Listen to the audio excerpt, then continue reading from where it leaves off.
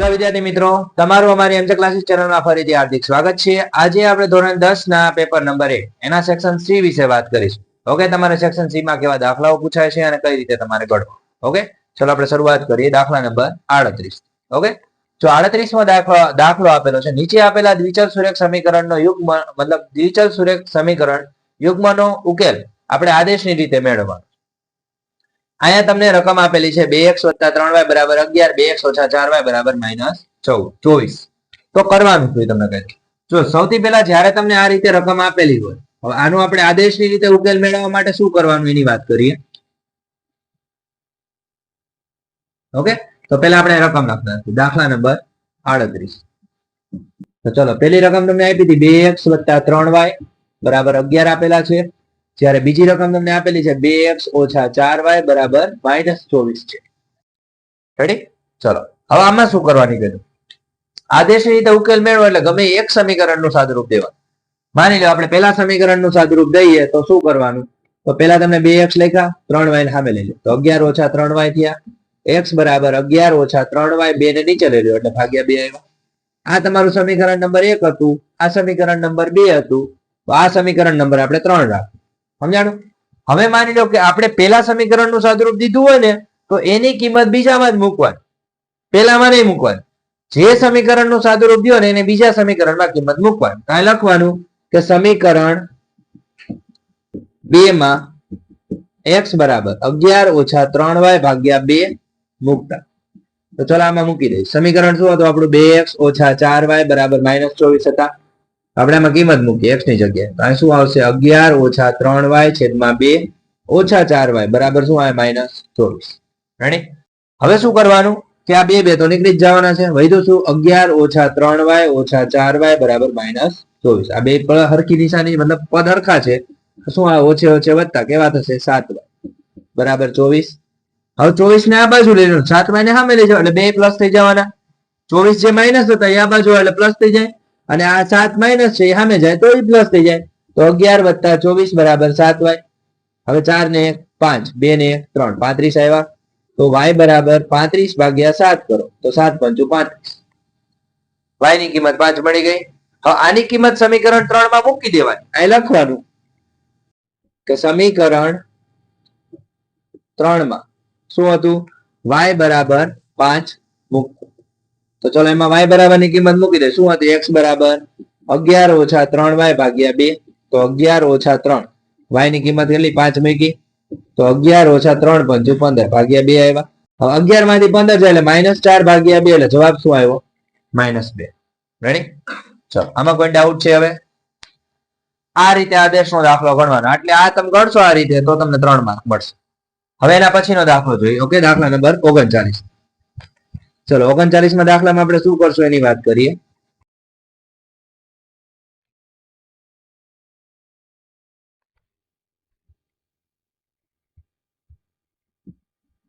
ચલો એની અંદર શું કહે છે, તો જો નીચે આપેલ દ્વિચલ સુરેખ સમીકરણ યુગ્મનો ઉકેલ લોપની રીતે મેળવો। ઓકે, હવે આપણે લોપની રીત કરવાની છે। તમારે ચેપ્ટર નંબર 3 માંથી ગમે તે એક રીત મતલબ પૂછાવાની છે, 100% આ બે રીત આવશે। ઓકે, એ બે રીત તમને આવડી જાય તો તમારા બે દાખલા ઓછા થઈ જાય।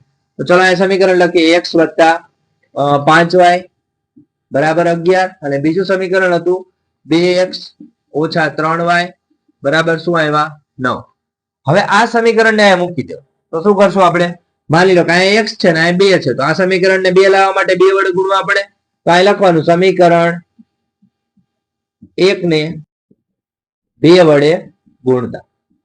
તો ચલો અહીંયા 2 હારે આપણે ગુણ નાખી આખા સમીકરણને, તો બધાને ગુણવા પડશે ને 2 વડે। તો અહીં શું આવશે 2x + 2 × 5 = 10y, આને 2 વડે ગુણાયો, આને 2 વડે ગુણવાના તો 11 દુ કેટલા આવ્યા 22। હવે જે ઓલું સમીકરણ હતું એ મૂક્યો 2x - 3y બરાબર શું આવ્યા 9। હવે નિશાની આપણે ફેરવી નાખીએ તો શું આવશે, આ નીકળી ગયા। હવે 3 ને 10 કેટલા થયા 13y। આ બે ની બાદબાકી કરી તો કેટલા વધશે, 13 વધશે। 22 માંથી 9 છે એટલે 13 વધે, 13 ને નીચે લઈ લો તો y બરાબર શું આવે 13 ભાગ્યા 13, જવાબ શું આવ્યો 1। હવે 1 ની કિંમત કોઈ પણ સમીકરણમાં મૂકી દો। અહીં લખીએ સમીકરણ 1 માં y = 1 મૂકતા। તો ચલો સમીકરણ 1 શું હતું, x + 5y બરાબર 11 હતા તો x વત્તા 5 ની જગ્યાએ એટલે y ની જગ્યાએ 1 મૂકી દેવાના. તો x બરાબર શું આવે 11 ઓછા 5 એટલે x બરાબર 6. ઓકે, ચલો આ રીતે દાખલો ગણવાનો. આમાં કોઈ ડાઉટ છે? આ તમારી લોપની. ઓકે, હવે એના પછીનો દાખલો જોઈએ, દાખલા નંબર 40. ચલો 40માં દાખલામાં શું કરવાનું? તો તમને આપેલું છે કે સમાંતર શ્રેણીના પ્રથમ 14 પદોનો સરવાળો. તો ધ્યાન રાખજો, રકમ સમજો એટલે આરામથી તમને આવડશે. તો ચલો, પ્રથમ 14 પદોનો સરવાળો એટલે 14 પદ બરાબર તમને 1050 આપેલું છે. પછી કીધું છે કે તેનું પ્રથમ પદ એટલે a બરાબર 10 આપેલું છે. તો તે શ્રેણીનું 20મું પદ શોધો. 20મું પદ શોધો. હવે કરવાનું થઈ ગયું. તમારે પેલા જે 14 પદોનો સરવાળો આપ્યો એના ઉપરથી આપણે શું ગોતવું પડશે? ડી. કેમ કે આપણને ડી નથી આપ્યો તો આ મૂકી દે. ચાલો, Sn બરાબર n દુત્યાઉંશ કૌંસમાં 2a પ્લસ n માઇનસ 1 કૌંસ પૂરો ગુણ્યા ડી. તો Sn એટલે 14 પદોનો સરવાળો થયો. 14 ભાગ્યા 2 કરવાના. અહીં 2 એમ નામ a તમને આપ્યા હતા 10 વત્તા 14 ઓછા 1 અને ડી તમને આપ્યા નથી. હવે માની લો 14 પદોનો સરવાળો 1050 આપ્યો. આ બેનો ભાગાકાર થઈ શકે 7. અહીંયા શું થશે? 10 દુ 20. 14 માંથી 1 જાય એટલે 13 ડી આવ્યા. ચલો આ સુધી વાંધો કોઈને? હવે હાથને નીચે લઈ તો 1050 ભાગ્યા આપણે 7 કરીએ બરાબર 20 વત્તા 13 ડી. આ બેનો ભાગાકાર કરી તો 7 એકા 7, 3 વધ્યા 7 પંચું 35 ઉપર 0 લગાડી દો. 150 બરાબર 20 વત્તા 13 ડી. હવે 20 ને આ બાજુ લઈ લ્યો તો માઇનસ થઈ જશે બરાબર 13 ડી. તો એનો મતલબ 130 વધ્યા બરાબર 13 ડી. 13 ને નીચે લઈ લ્યો 130 ભાગ્યા 13 કરો તો ડી બરાબર કેટલા મળશે? 10 મળશે. એટલે ડી ની કિંમત તમને 10 અહીંયા મળી. ચલો આમાં કોઈ ડાઉટ છે? હવે 20મું પદ ગોતવાનું. તો આપણું Sn મતલબ an વાળું સૂત્ર મૂકી દેવાનું. આ મૂકી દેવાનું. an બરાબર a પ્લસ n માઇનસ 1 કૌંસ પૂરો ગુણ્યા ડી. તો 20મું પદ કીધું છે ને અહીંયા મૂકી દે આપણે 20. a એટલે તમને કેટલા આપ્યા હતા? 10. n એટલે 20 ઓછા 1 અને ડી તમને કેટલા મળી ગયા હતા? 10. રેડી? તો આ મૂકી દેવાના 10. હવે 20 માંથી 1 જાય એટલે 19 વધ્યા. 19 ગુણ્યા 10. 10 એમ નામ આ બેનો ગુણાકાર કરી નાખો 190 આવ્યા. જવાબ કેટલો આવશે? 20મું પદ 200. ચલો આમાં કોઈ ડાઉટ છે? અહીંયા તમારું 20મું પદ તમને મળી. રેડી? હવે 41મો દાખલો.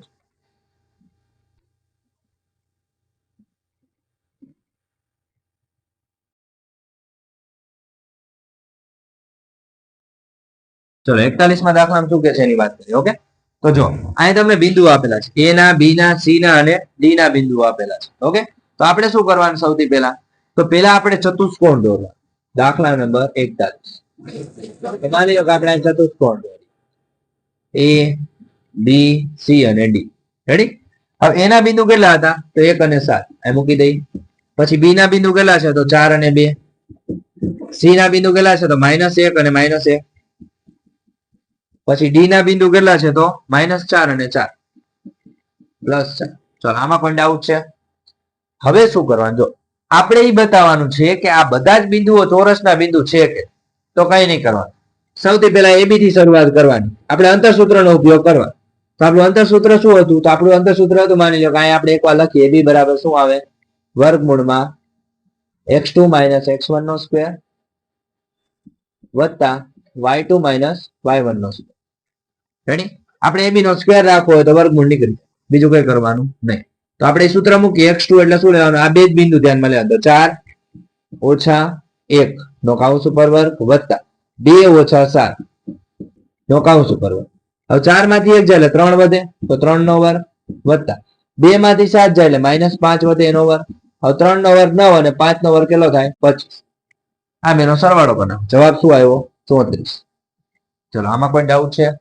હવે એ બી ગોતા ને, હવે આવી રીતે બીસી ગોતવા. આ બિંદુ બીસી નો વર્ગ બરાબર, તો એનું સૂત્ર શેમાં? બીસી છે એટલે આ x2 કહેવાય. તો -1 ઓછા 4 નો વર્ગ વત્તા -1 ઓછા 2 નો વર્ગ. હવે ઓછે ઓછે વત્તા એટલે કેટલા થઈ જશે? 5 થઈ જશે. પણ કેવા? -5 વત્તા આ બે નો સરવાળો કરો એટલે -3 થઈ જશે. હવે 5 નો વર્ગ કેટલો થાય? 25 ને 3 નો વર્ગ કેટલો થાય? 9. 2 નો સરવાળો કેટલો થયો? 34. રેડી? હવે ત્રીજું બિંદુ સીડી ગોતીએ. તો અહીં સીડી નો સ્ક્વેર બરાબર, તો આમાં શું લેવાનું? તો આ તમારા સીડી છે એટલે કે આ તમારું બીજું બિંદુ, તો આવશે -4. ઓછે ઓછે વત્તા થઈ જશે ને, તો વત્તા 1 નો વર્ગ. અહીંયા શું થશે? તો 4 ઓછા અને ઓછા છે એટલે ઓછે ઓછે વત્તા થઈ જાય. તો જો અહીંયા જોઈ લો, -4 માંથી 1 જાય એટલે -3 નો વર્ગ વત્તા 4 ને 1 શું થાય 5 નો વર્ગ, 3 નો વર્ગ 9 ને 5 નો વર્ગ 25. આનો જવાબ 34 આવ્યો. હવે એડી ગોતો કે ડીએ ગોતો, કઈ ફેર ન પડે, આપણે એડી ગોતી નાખીએ, એડી નો સ્ક્વેર. તો શું થશે?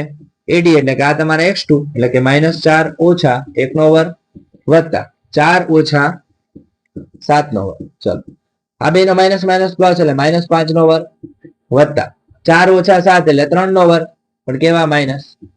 હવે 5 માઇનસ હોય તો એનો વર્ગ કરો એ પ્લસ જ થવાનો. તો 5 નો વર્ગ કેટલો થાય 25. 9 ઓછા છે તેનો વર્ગ કરો તો પ્લસ જ થાય. તો કેટલા આવ્યા 34. જોઈ લો બધાના બિંદુ હરખા આવ્યા. હવે આ તો મળી ગયું. હવે વિકિરણોના માપે ચકાસવાના એસી અને બીડી. તો અહીં લખીએ એસી નો વર્ગ બરાબર, તો સી એટલે કે -1 ઓછા 1 નો વર્ગ વત્તા -1 ઓછા 7 નો વર્ગ. હવે આ બે નો શું થશે? સરવાળો એટલે કે -2 થશે, તો -2 નો વર્ગ. અહીંયા શું થશે 36 મતલબ સોરી 8 થશે, એટલે અહીંયા આપણે 8 નો વર્ગ કરશું, કેવા -8 નો વર્ગ. હવે જો ફરીથી એકવાર ઓછે ઓછે વધતા એટલે કે આમાંથી આપણે આ કાઢ્યું, પછી આમાંથી આ બાદ કર્યું. Okay ready. હવે જુઓ 2 નો વર્ગ કેટલો થાય 4, 8 નો વર્ગ કેટલો થાય 64. કેટલા આવ્યા 68 આવી ગયા. હવે આગળ જોઈએ, ચલો હવે બીડી ગોતીએ. ચલો બીડી નો વર્ગ, તો બી અને ડી એટલે કે -4 ઓછા 4 નો વર્ગ વત્તા શું આવશે? તો બીડી એટલે કે +4 ઓછા 2 નો વર્ગ. હવે તમે જોઈ શકો છો 4 ને 4 8 થવાના એટલે -8 નો વર્ગ, 4 માંથી 2 જાય એટલે 2 નો વર્ગ. તો 8 નો વર્ગ કેટલો થાય 64 અને 2 નો વર્ગ કેટલો થાય 4. જોઈ લો 68 આવી ગયા. ચતુષ્કોણ નો મતલબ કે ચતુષ્કોણના બિંદુઓ છે કે નહીં ખબર કેમ પડે? તો બધી બાજુના માપ હરખા થવા જોઈએ. AB બરાબર BC બરાબર CD બરાબર AD. બધાનું માપ કેટલું થયું 34 થયું, અને બે વિકિરણોના માપ સરખા હોવા જોઈએ. એનો મતલબ શું થયું? AC બરાબર BD થયા બરાબર કેટલો આવ્યો જવાબ 68. તેથી નીચે લખવાનું કે આપેલ બિંદુઓ ચતુષ્કોણ એટલે કે ચોરસના બિંદુઓ છે. સમજાણું? ચલો આમાં કોઈ ડાઉટ છે? આ રીતે આખો દાખલો ગણવાનો. ગમે ત્યારે તમને કે ચોરસના બિંદુઓ છે તો બધી બાજુઓના માપ ગોતી લો. રેડી? ચલો હવે અહીંયા તમારો 41મો દાખલો પૂરો થાય છે. હવે આના પછીનો દાખલો આપણે જોઈએ, દાખલા નંબર 42. ઓકે મિત્રો, હવે આપણે પેલા 45મો દાખલો જોઈ લઈએ. જે તમારા ઈસી દાખલા છે એ પેલા આપણે જોઈ લઈએ, પછી જે તમારે બાકીના દાખલા હું તમને આગળ કરાવીશ. રેડી? તો ચાલો 45મો દાખલો જોઈએ.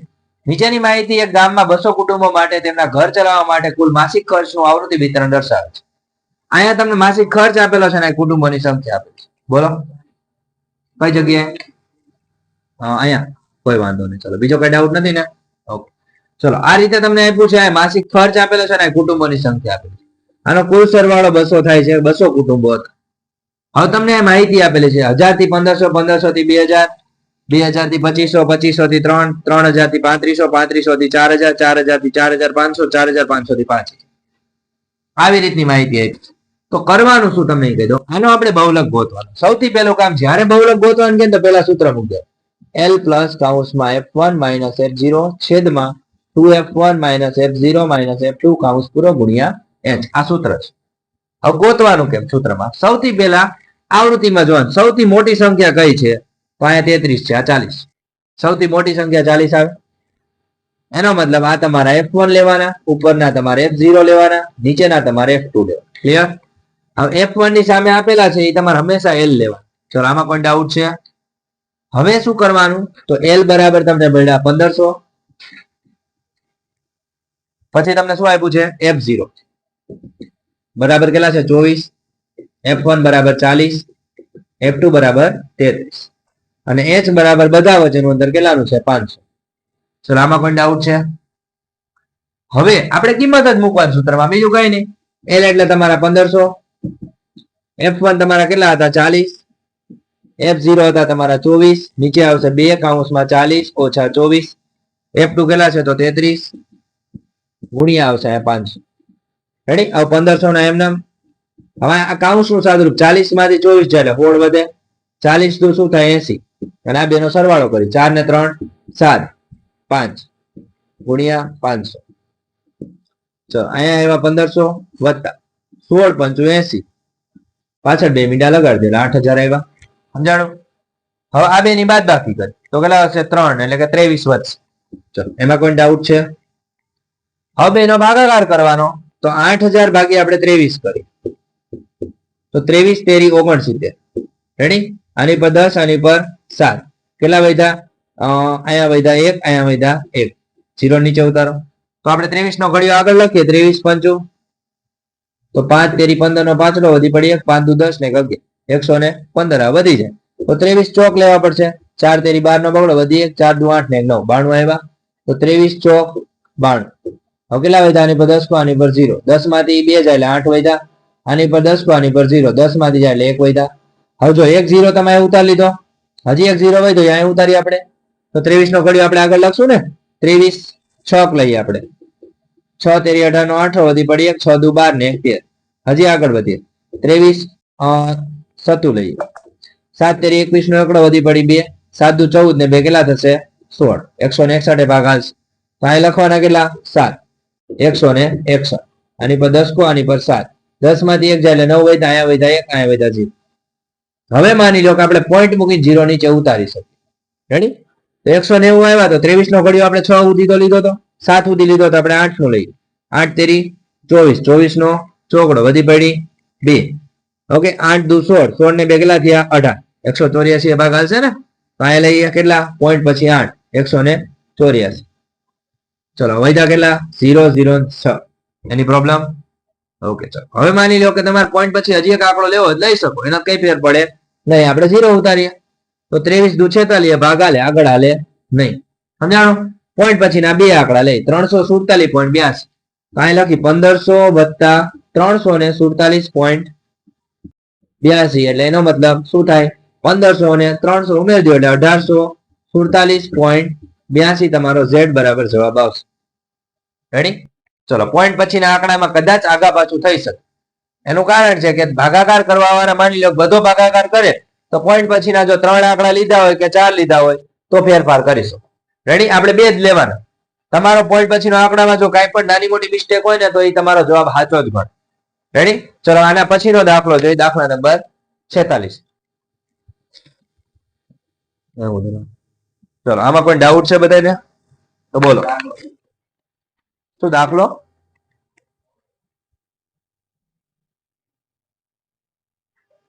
ચાલો વિદ્યાર્થી મિત્રો હવે આપણે દાખલા નંબર 42 માં જોઈએ. ઓકે આની પહેલા મેં તમને 45 માં દાખલો ગણાવી દીધો હતો જે ઝડપી પત્યો હતો એટલા માટે મેં તમને ગણાવ્યો છે અને બાકીના આ દાખલા તમારી સામે છે. ઓકે તો ચલો જોઈએ. હવે આપણે દાખલા નંબર y અક્ષ પર મતલબ 42 માં છે તો y અક્ષ એ બિંદુ 5 અને -6 અને -1 અને -4 ને જોડતા રેખાખંડના કયા ગુણોત્તરમાં વિભાજન કરે છે તે શોધો અને તેનું છેદ બિંદુ મેળવો. રેડી? આ બે વસ્તુ આપણે મેળવવાની તો કરવાનું શું દાખલો હા ઈઝી જ છે. ચલાઈ જોઈએ દાખલા નંબર 42. હવે એની ઉપર તમને બે બિંદુ આપ્યા છે y અક્ષ નું બિંદુ આપ્યું છે તો શું લેવાનું 0 અને y. માની લો y અક્ષ કે ને તો આ રીતે લેવાનું એટલે તમને જે p ના જે બિંદુ આપેલા છે ને જે આપણે ગોતીએ છીએ એ તમારા આ રીતે લેવાના આ તમારા x અને આ તમારા y. હવે માની લો a ના બિંદુ આપ્યા તો એના બિંદુ તમને શું આપ્યા છે 5 અને -6 તો આને આપણે x1 અને આપણે શું કહેશું y1. પછી b ના બિંદુ આપ્યા છે -1 અને -4 તો આને આપણે x2 કહેશું ને આને આપણે y2 કહેશું. હવે તમને એમ કીધું છે કયા ગુણોત્તરમાં વિભાજન કરે છે તો એ આપણે શોધવાનું છે.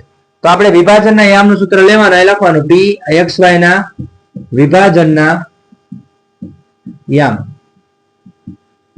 બરાબર એનું સૂત્ર યાદ રાખજો m1x2 m2x1 છેદમાં m1 m2. રેડી? પછી બીજું બિંદુ અહીંયા સેમ જ આવશે m1 y2 m2 y1 છેદમાં m1 m2. રેડી? હવે માની લો કે અહીંયા તમે જોઈ શકો p અને x ના બિંદુઓ છે તો x બરાબર પહેલી કિંમત લેવાની તો આપણે લઈ શકીએ. ઓકે આપણને x આપ્યા હતા તો x આપણને 0 આપેલા છે પછી મૂકીએ. m1 કેટલા છે તો આપણને નથી આપ્યા. x2 કેટલા છે તો -1. m2 કેટલા છે તો એ પણ નથી આપ્યા. x1 કેટલા છે તો x1 આપણને આપેલા છે 5. નીચે આવશે m1 m2. રેડી? હવે જો આ x ની કિંમત તો તમને 0 આપેલી જ હતી. હવે તમે આ ગુણાકાર કરો તો -m1 આવે અથવા 1 લખો કે ન લખો કઈ ફેર પડે નહીં. અહીંયા તમે જુઓ આપણે 1 લખીએ એટલે તમને ખબર પડે -1m1 પ્લસ શું થશે 5m2. હવે નીચેનું પદ ઉપર છે ને 0 આવે એટલે દીકરી હવે માની લો તમે આ પદ આ માઇનસ વાળા પદને આ બાજુ લઈ લો એટલે શું થઈ જશે પ્લસ m1 બરાબર 5 m2.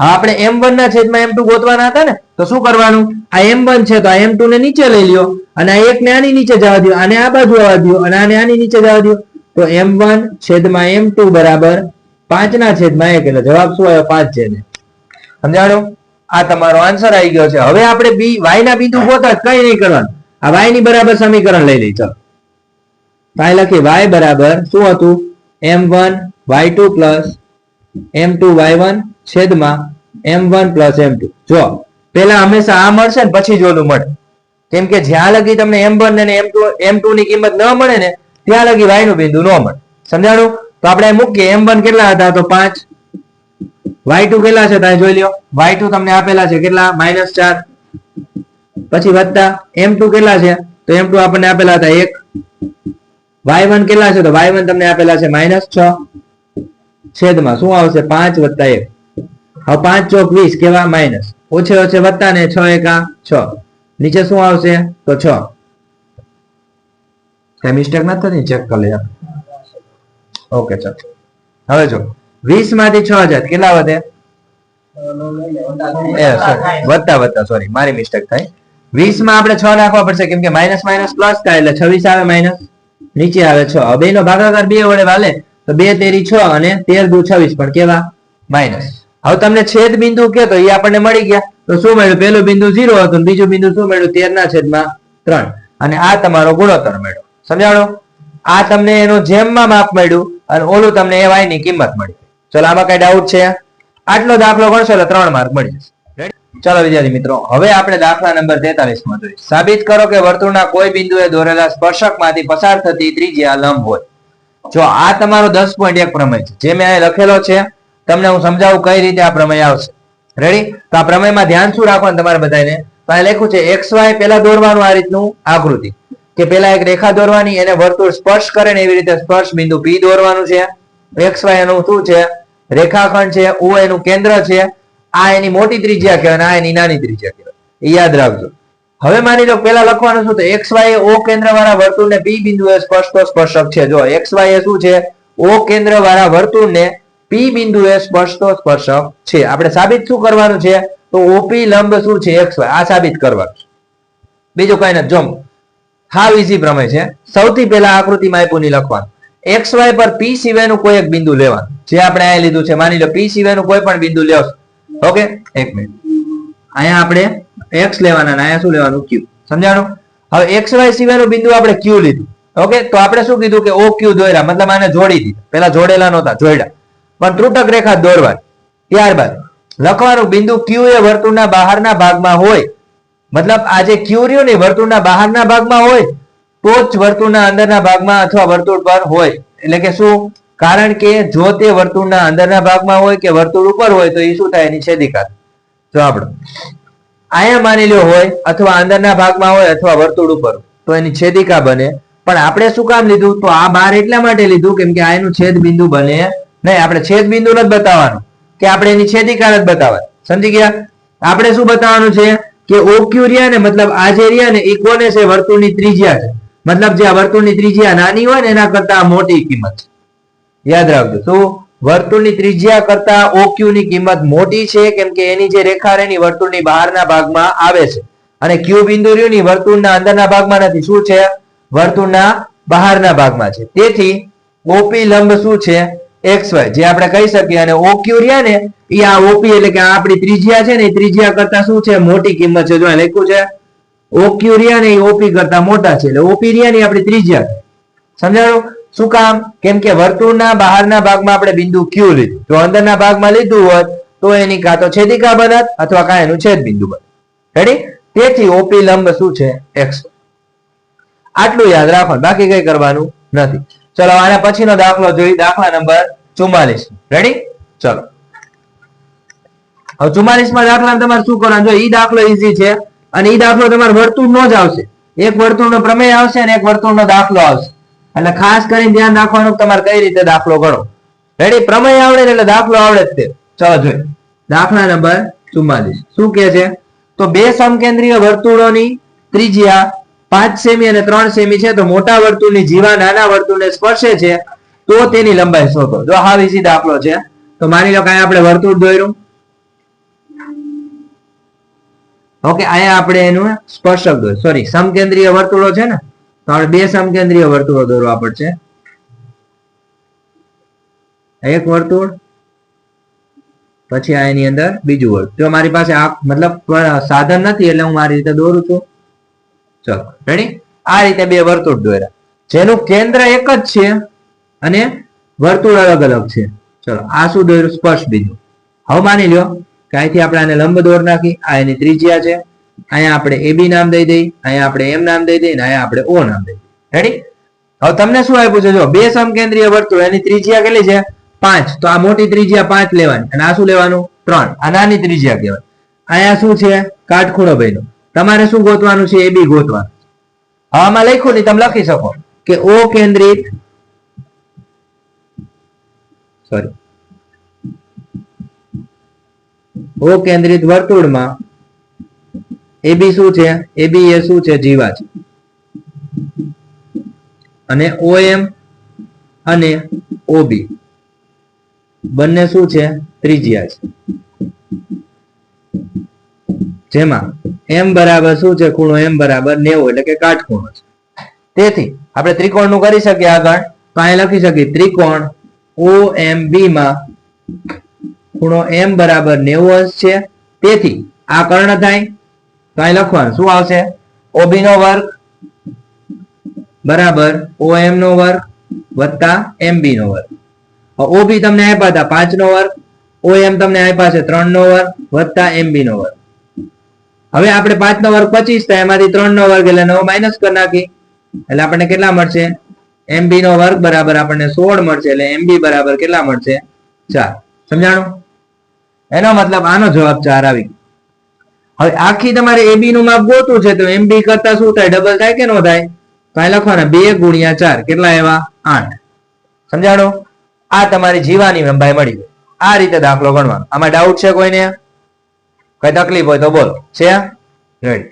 હવે આપણે એના પછીનો દાખલો જોઈએ 46. જો 45 માં મેં આગળ ગણાવી દીધો તો હવે આપણે દાખલા નંબર 46 માં જોઈએ કે એમાં તમારે કઈ રીતે ગણવાનું. રેડી? તો ચલો 46 માં દાખલામાં કહે છે પાસાને 2 વખત ઉછાળવામાં આવે. રેડી? તો પેલા એક વસ્તુ યાદ રાખવાની, જો તમને યાદ હોય તો કોઈ પ્રશ્ન નથી, અને જો તમને યાદ ન હોય ને તો તમારે એ પાસાને 2 વખત ઉછાળવો પડશે. તો આપણે 2 વખત ઉછાળીને એના પરિણામ લખ નાખવાના. 1 1 1 2 1 3 1 4 1 5 1 6 2 1 2 2 2 3 2 4 2 5 અને 2 6. હવે 3 આયરે 3 1 3 2 3 3 3 4 3 5 3 6 4 આયરે 4 1, પછી આવશે 4 2 4 3 4 4 4 5 અને 4 6 5 1 5 2 5 3 5 4 5 5 અને 5 6. હવે આવશે 6 1 6 2 6 3 6 4 6 5 અને 6 6. આ રીતે આવશે. હવે જો પહેલો પ્રશ્ન છે, મતલબ એક પણ વખત ઉપરના પૃષ્ઠ ઉપર 5 ન મળે તો પેલા ગોતી લેવાનું 5 કેટલામાં, એટલે એક બાજુમાં 5 નો હોય તો પેલા 5 વાળા ગોતો. 1 2 3 4, પછી આ બધા આવશે 5 6 7 8 9 10 અને 11. 11 પરિણામ એવા છે કે જેમાં ગમે તે એક બાજુ ઉપર 5 આવે છે અને કોકમાં 2 બાજુ ઉપર 5 આવે છે. તો આપણે લખવાનું કે માની લો પેલો પ્રશ્ન, તો ઉપરના એક પણ પૃષ્ઠ પર 5 મળે નહીં, સોરી 5 મળે નહીં. તો જો આપણે એના બિંદુ ગોતી લે, કુલ બિંદુઓ 36 હતા, 36 માંથી 11 કાઢ નાખી, કેટલા વધે? 25 વધે. અને n બરાબર કેટલા પરિણામો હતા? 36. હવે સંભાવનાનું સૂત્ર મૂકી દેવાનું, p a બરાબર m ના છેદમાં n, મતલબ 25 ના છેદમાં 36. આ તમારો જવાબ. આના છેદ ઉડે નહીં. હવે એવી જ રીતે બીજા નંબરનું છે કે ઉપરના પૃષ્ઠ પર શું લખ્યું છે ઉપરના ઓછામાં ઓછું, હા ઓછામાં ઓછી એક વાર છાપ મળે, મતલબ સોરી ઓછામાં ઓછી એક વાર ઉપરના પૃષ્ઠ પર 5 મળે. હવે તમને ખબર છે ઓછામાં ઓછી એક વાર તો 2 વાર બી હોઈ શકે.